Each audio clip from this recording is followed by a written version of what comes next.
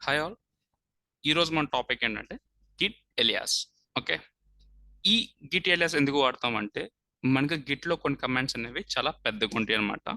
Okay, suppose ఒక command చూపిస్తాను, git log one line. Okay, so ఈ కమాండ్ ఏంటంటే మనకి లాగ్స్ అనేవి సింప్లిఫైడ్గా ఇస్తుంది అనమాట. సో ఎవ్రీ టైం మీకు నేను ఆ సింప్లిఫైడ్ లాగ్స్ చూడాలి, నా ఓవరాల్ వ్యూ చూడాలంటే నేను ఈ కమాండ్ అని కొట్టాలి. సో ఎవ్రీ టైం మేబీ ఇలాంటి కమాండ్స్ కొట్టేటప్పుడు అంటే నేను మిస్ అయ్యి ఉండొచ్చు. మేబీ స్పెల్లింగ్ మిస్టేక్ చేస్తాను, ఆన్లైన్ అనో వన్లైన్ లేకపోతే మేబీ సమ్ మిస్టేక్ చేస్తాను అనమాట. సో ఎవ్రీ టైం ఇలా మిస్టేక్స్ కాకుండా మనకి షార్ట్ కట్స్ ఏమైనా ఉన్నాయి అంటే మనం ఓన్గా క్రియేట్ చేసుకోవచ్చు అంట. ఆ షార్ట్ కట్స్ కూడా గిట్ అనేది మనకు అడ్వాంటేజ్ ఇస్తుంది.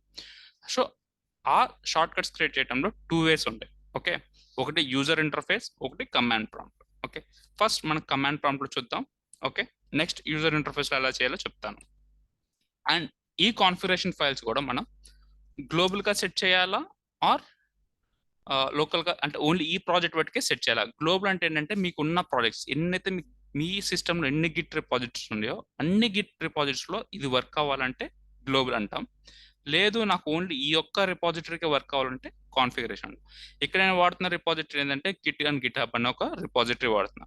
మేబీ మీ ఫ్యూచర్లో ఇంకో ప్రాజెక్ట్ స్టార్ట్ చేస్తారు, maybe Git Python, next Java, ఇంకో ప్రాజెక్ట్. సో వాటన్నిటికి రిఫ్లెక్ట్ అవ్వాలంటే మనం గ్లోబల్ అని పెట్టుకుంటాం. ఓకే, సో ఫస్ట్ మనం వీటిని ఎలియాస్ అని ఎక్కడ సెట్ చేద్దామంటే కాన్ఫిగ్ ఫైల్లో సెట్ చేద్దాం అనమాట.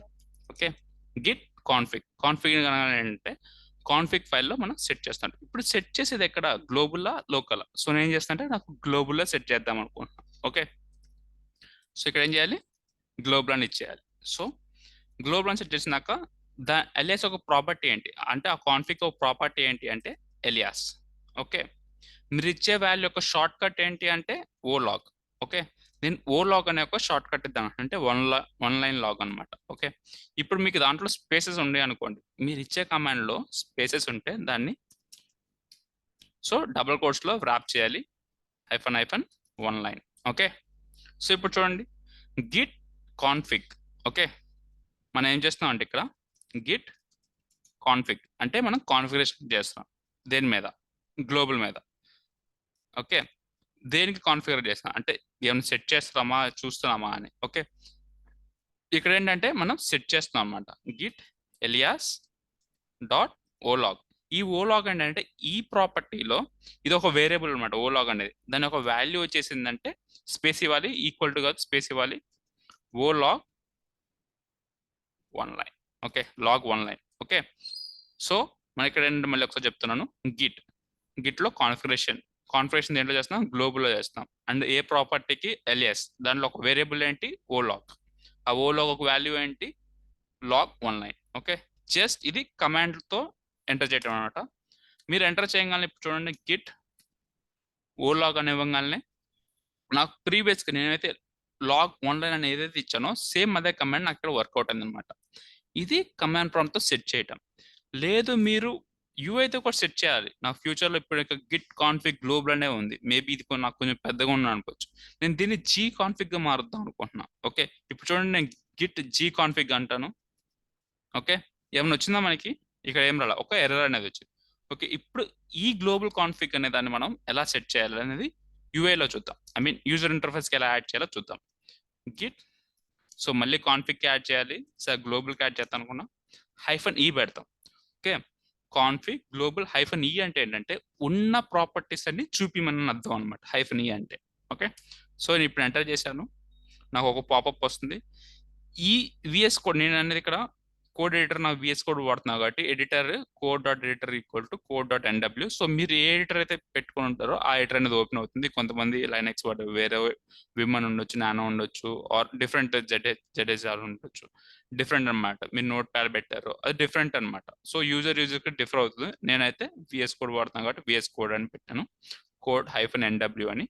ఓకే, సో ఇందాక చూసారు మనం చేసిన o log equal to one line అనేది మనం ఇందాక ఏమైతే ఇచ్చామో అలియాస్ లో చూడండి, ఎలియాస్ అనే ప్రాపర్టీలో ఒక variable o log equal to o log hyphen hyphen one line. So ఇప్పుడు నేను ఏంటంటే యూజర్ గా యాడ్ చేస్తున్నాను. ఇప్పుడు చూడండి, యూజర్ ఇంటరాక్టివ్ యాడ్ చేస్తున్నాను, జీ కాన్ఫిగ్.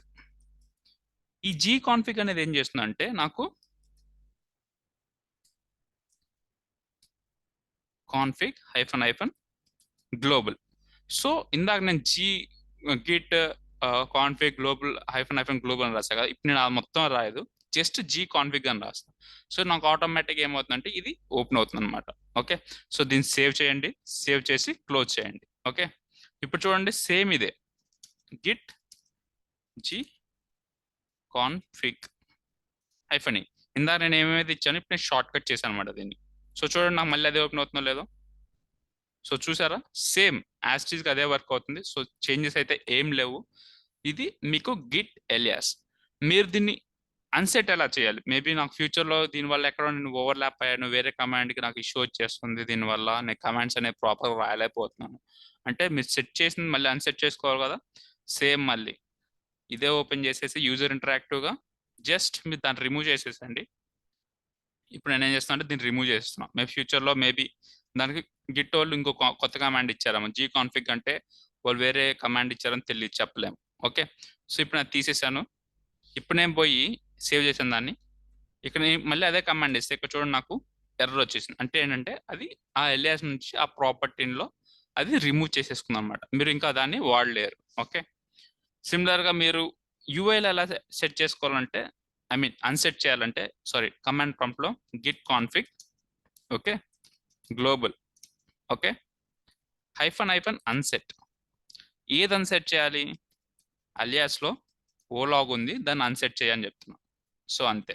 సో ఇప్పుడు చూడండి నేను ఓలాగ్ అని ఇస్తే నాకు ఒక ఎర్రర్ వస్తుంది, చూసారా అక్కడ ఓలాగ్. ఇది కమాండ్ ప్రాంప్ట్తో అన్సెట్ చేయటం అనమాట. ఇందాక మనం చేసింది డైరెక్ట్ డిలీట్ అనేది యూఐ యూజర్ ఇంటరాక్టివ్తో డిలీట్ చేయటం. Okay, this is about Git alias. ఏమైనా డౌట్స్ ఉంటే కామెంట్ సెక్షన్లో పింక్ చేయండి. Okay, thank you.